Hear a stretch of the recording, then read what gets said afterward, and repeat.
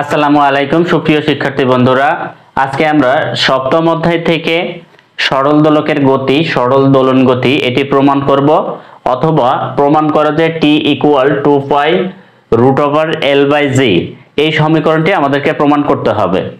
এখানে একটা সুতা দিয়ে একটা বল এখানে আমরা বেঁধে দিছি, তো এটাই আমাদের সরল দোলক হিসেবে কাজ করবে। তো এই যে পিণ্ড বা বল, এই পিণ্ডের ভর হচ্ছে m এবং এই সরল দোলকের যে কার্যকরী দৈর্ঘ্য এই যে O থেকে এ পর্যন্ত, এটাকে L দ্বারা প্রকাশ করা হয়। এবং এই যে কোণ অর্থাৎ থিটাটা, এটা হচ্ছে এই যে বৃত্তচাপ, এটাকে যদি আমরা বৃত্ত কল্পনা করি, তো এই চাপ বাই হচ্ছে এটার দৈর্ঘ্য হচ্ছে কি বা ব্যাসার্ধ হচ্ছে L, তাহলে x/L হচ্ছে এই আমরা হচ্ছে থিটার মান পাবো এখান থেকে। এখন এই যে এই সুতা দিয়ে বলটিকে আমরা কি করেছি, বেঁধে দিছি। এই বলটি নিচের দিকে যে ওজন নিয়ে থাকে সেটি হচ্ছে mg, এটা হচ্ছে বল। এরপরে সুতাটিকে যদি আমরা এদিকে টান দিই, এদিকে টান দিয়ে ছেড়ে দিই, তাহলে সুতাটা কি সামনের দিকে এদিকে যাবে। তো তার মানে কি আমরা এই দিকে দিচ্ছি বল প্রয়োগ করতেছি, কিন্তু এটা সরণ ঘটতেছে সামনের দিকে, অর্থাৎ এই যে এখান থেকে এ বিন্দু থেকে বি বিন্দুতে চলে এসেছে, এটা হচ্ছে তার সরণ হয়েছে। তো সরণটা হচ্ছে কি x পরিমাণ এখানে সরণ ঘটেছে। তো এখানে বল যেদিকে সরণ তার বিপরীত দিকে ঘটেছে।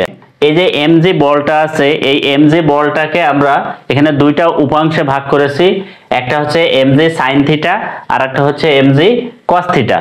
তো mg sin থিটা মূলত হচ্ছে যে এই সরল দোলকের যে মূল কাজটা করবে সেটা হচ্ছে mg sin থিটা, অর্থাৎ এই বিন্দুতে ফিরে মানে আসার পরে আবার সে আগের জায়গায় ফিরে যাবে, অর্থাৎ সরল দোলকের যে দোলন তৈরি হবে সেটা মূলত এই mg sin থিটার কারণে।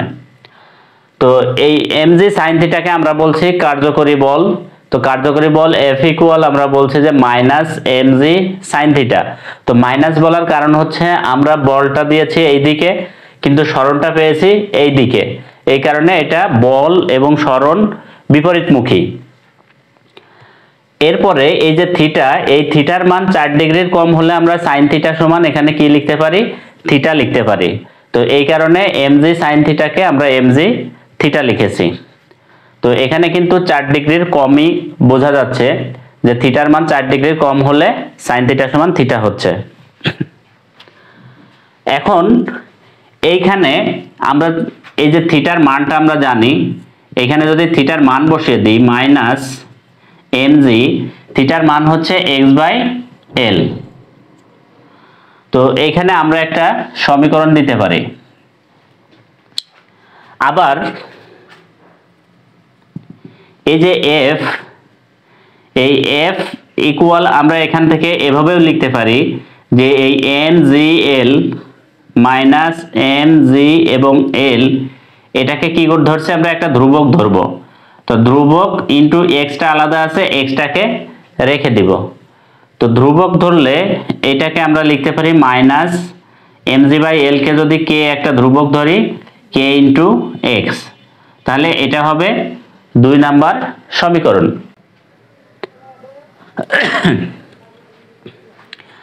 এখন আমরা 1 নাম্বার সমীকরণ ব্যবহার করে 1 নম্বর হতে লিখতে পারি যে এখানে F মানে কি, বল। তো F = ভর × ত্বরণ, তার মানে হচ্ছে আমরা লিখতে পারি F এর জায়গায় ma লিখতে পারি। ma সমান এখানে -mg x/L আছে,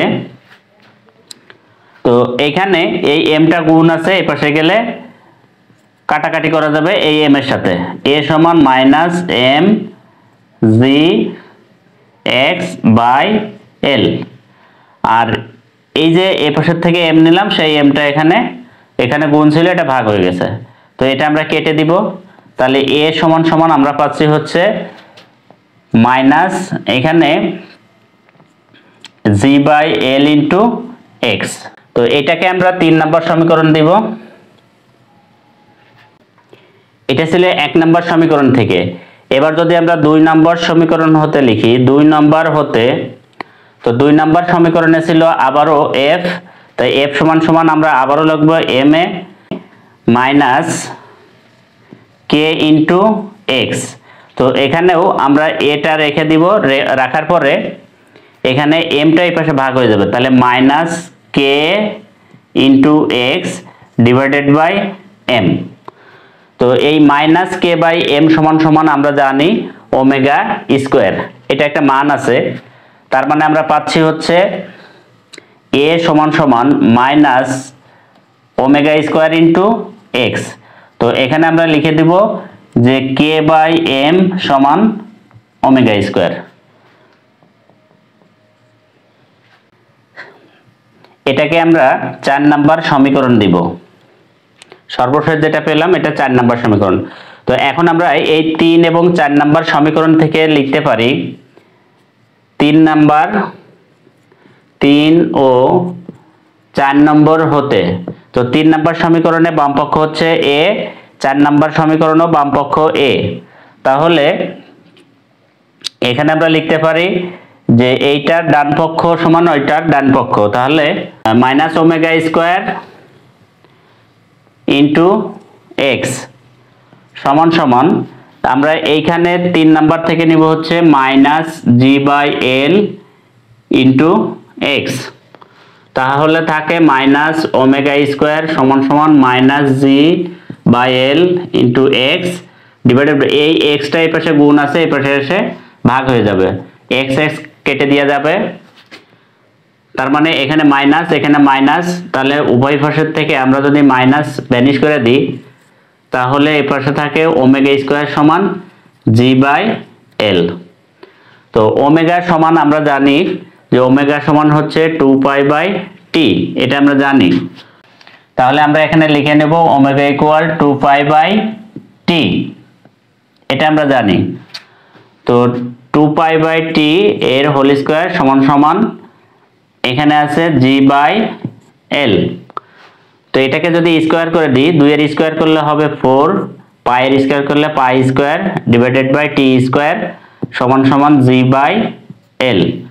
তো এখন যদি আমরা উল্টিয়ে দিই উভয় পক্ষে তাহলে টি স্কোয়ার উপরে চলে যাবে, T square divided by 4 pi square সমান সমান এই পাশে এল উপরে চলে যাবে, জিটা নিচে চলে আসবে। তো আমাদের উদ্দেশ্য হচ্ছে টির মান বের করা। তো টির মান বের করতে হলে এই 4 পাই স্কোয়ারকে আমরা ওই পাশে নিয়ে যাই, টি স্কোয়ার সমান সমান 4 পাই স্কোয়ার এল ছিল ডিভাইডেড বাই জি। তো এই স্কোয়ারটাকে আমরা ওই পাশে নিয়ে রুট করে দেব, টি সমান সমান root over 4 pi square L divided by G.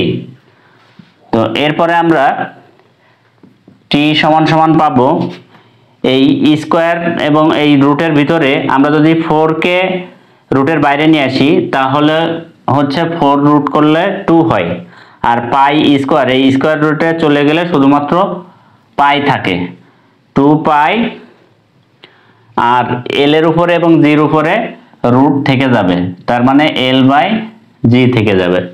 তো আমাদেরকে প্রমাণ করতে বলেছিল T equal 2 pi root over L by G, এটা প্রমাণিত হয়ে গেল।